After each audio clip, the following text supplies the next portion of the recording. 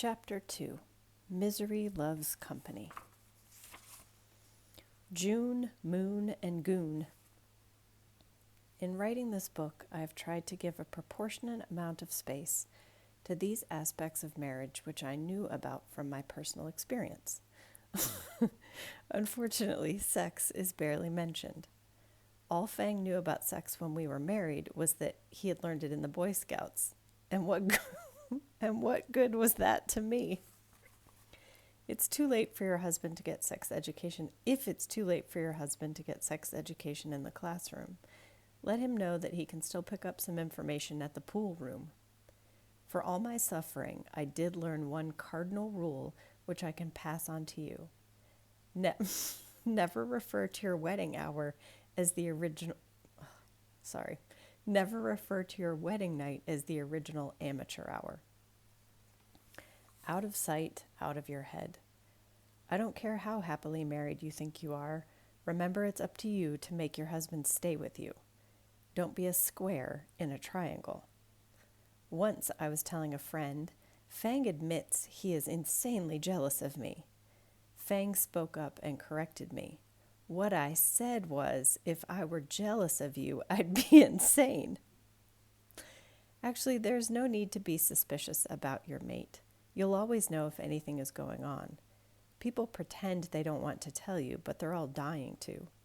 I had a friend who was raving about her husband and said, "You know he's too good to be true." And 3 people said, "Oh, you've heard." Number 1. Every so often, check to see if he's digging an escape tunnel under the house. Number 2.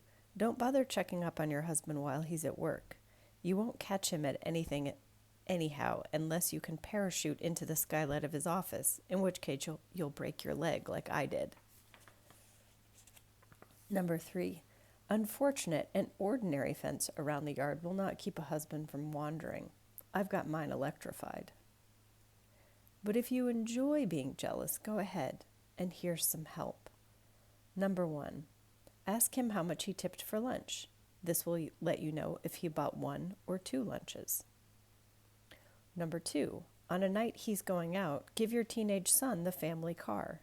Your husband will have to take the one with the souped-up motor, and it will be a simple matter to know when he comes in. Number 3, no matter how gray you get his handkerchief, don't let him use Kleenex. Of course, if she is very young, she'll wear white lipstick, and the handkerchief checking won't help. Number 4, if you can still smell spearmint in the gum, he's had a drink on the way home. Advice to the love-worn. From observing the couple next door, I can tell you there is such a thing as too much togetherness. When they moved in, you couldn't believe how icky sticky they were. My binoculars would steam up. Last week, a year later, their marriage counselor was given permission to use a siren on his car. Here are a few of their little together acts that I would suggest not bothering with. Number 1, do not use the same section of the revolving door. Number 2, do not climb under the curtain so that you can be in the same voting booth. Number 3, if he picks up the receiver to make a call, let him dial the number. Number 4, when you play checkers, do not sit on the same side of the board.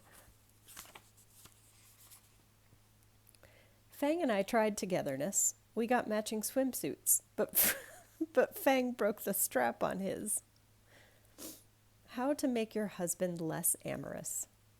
Every night when we go to bed, Fang proves that it's not true that the worst time for most marriages is the waking hours.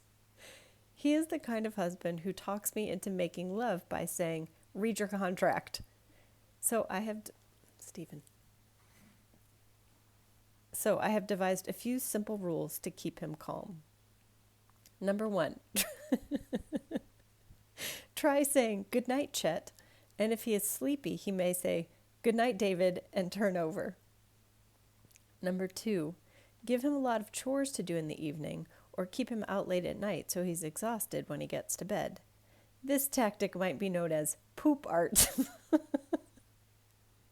If you look like I do, merely leave the light on till he goes to sleep.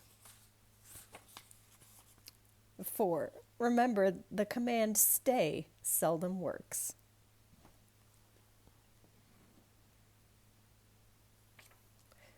Whatever happened to love? Remarks of men that come to a screeching halt 1 minute after the ceremony. Number 1, you look beautiful when you're mad. Number 2, eat up. You don't have to worry about that figure. Number 3, I guess you know you can wrap me around your little finger. Number 4, who wants to go out with the boys when I can be with you? Number 5, I don't care who sees me kiss you.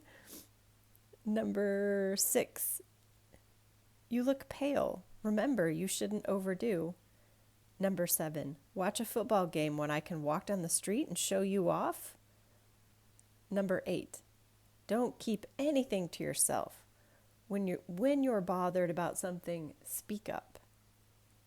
Number 9, nothing is too good for you. How to earn a loving.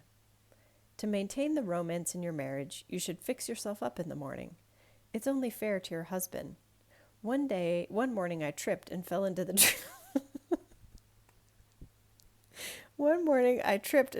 trash barrel, and Fang had to go to the city dump to bail me out.